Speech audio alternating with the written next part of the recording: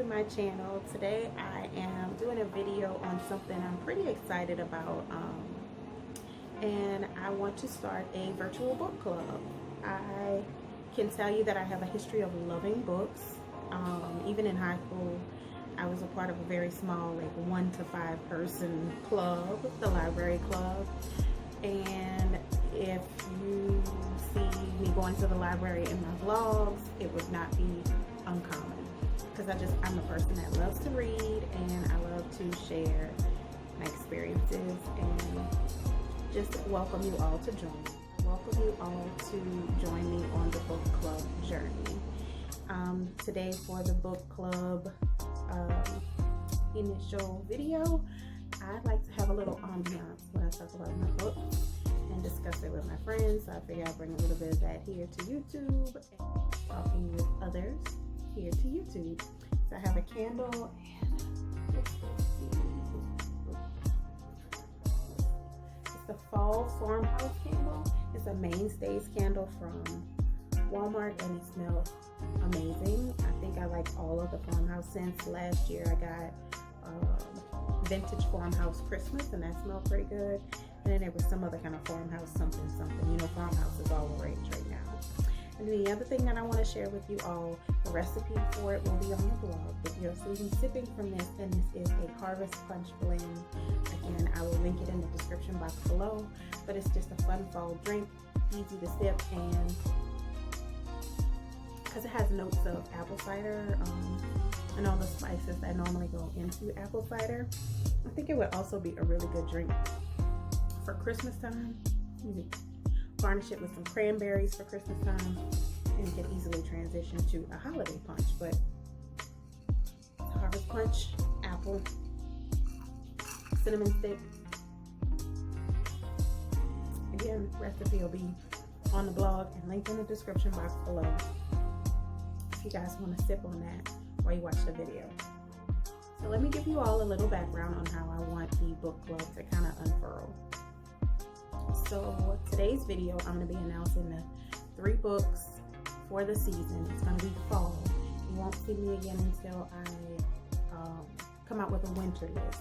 So it'll be 3 books for the fall, 3 books for the winter, 3 for spring, 3 for summer.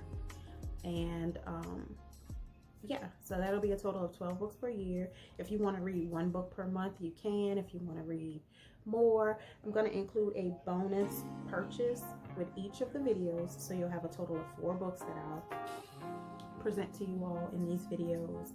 And because this is the initial one, I don't really have a opinion on any of the books because I haven't read any of them yet. I want to go along on that journey with you all and read the books along with you all.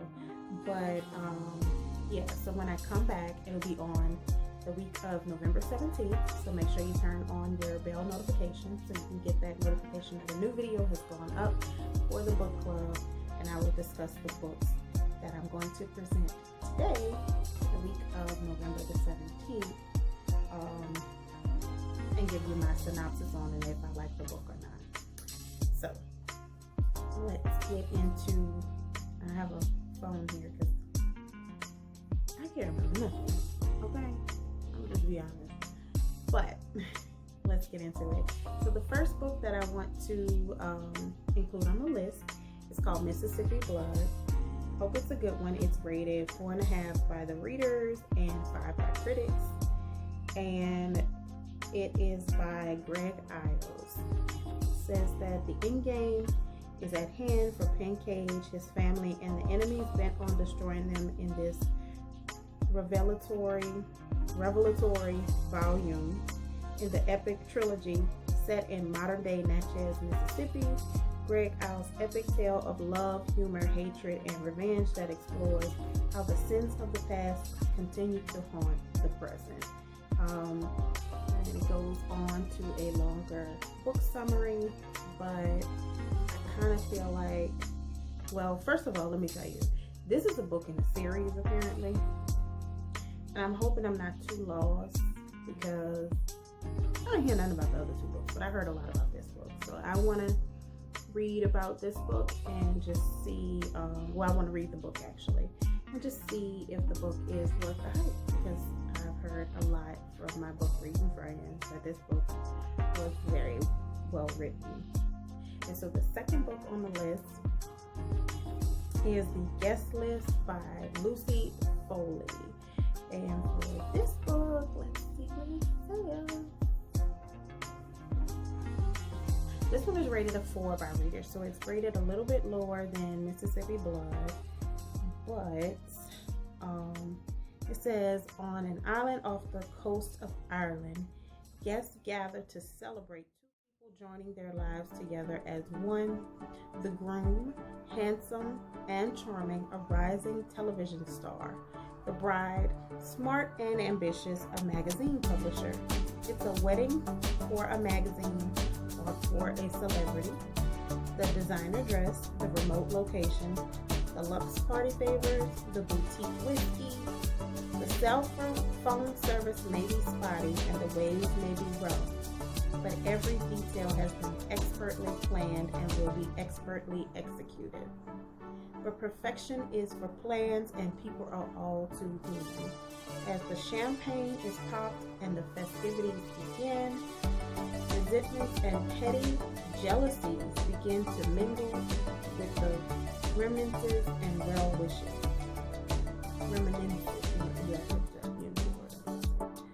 The groomsmen begin the drinking game from their school days. The bridesmaids, not so accidentally ruins her dress. The bride's oldest male friend gives an uncomfortably caring toast, and then someone turns up dead. So they needed to jump. Somebody turns up dead. Who didn't wish the happy couple well, and perhaps more important, why? So we'll get into all of that. We will get into all the juicy details when we read that one. I think that one will actually be a pretty good, pretty interesting mystery. That's what I'm hoping. Fingers crossed.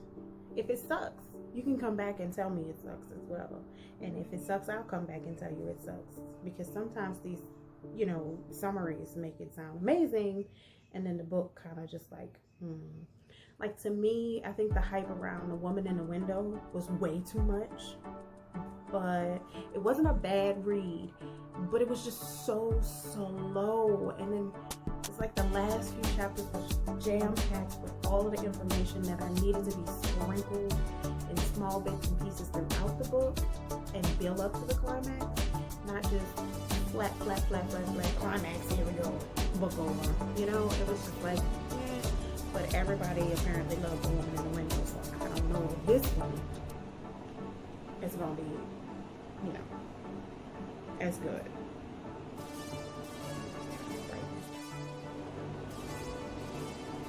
I can't talk, so I'm going to take a sip of this drink. And either one or two things will happen. I'll be able to talk impeccably well, or my speech will get worse than the video's over.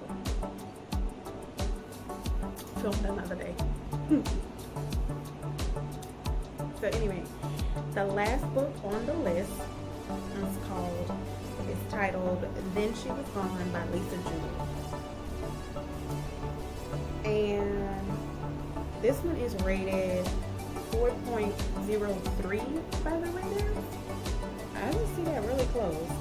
I don't know, but the summary goes, then she was 15, her mother's golden girl. She had her whole life ahead of her, and then in the blink of an eye, Ellie was gone. Now, it's been 10 years since Ellie disappeared, but Laurel has never given up hope of finding her daughter. And then one day, a charming and charismatic stranger called Floyd walks into a cafe and sweeps Laurel off her feet. Before too long, she's staying the night at his house and being introduced to his 9-year-old daughter. Poppy is precocious and pretty, and meeting her completely takes Laurel's breath away, because Poppy is the spitting image of Ellie when she was that age, and now all those unanswered questions that have haunted Laurel come flooding back. what happened to Ellie, where did she go, who still has secrets to hide. So the last two apparently were to come back the week of November 17th, and we will have a discussion. And finally, for the bonus book, Unofficial Harry Potter Cookbook.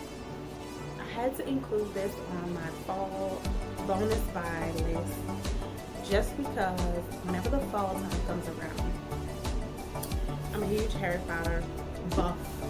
My household, most of us like Harry Potter.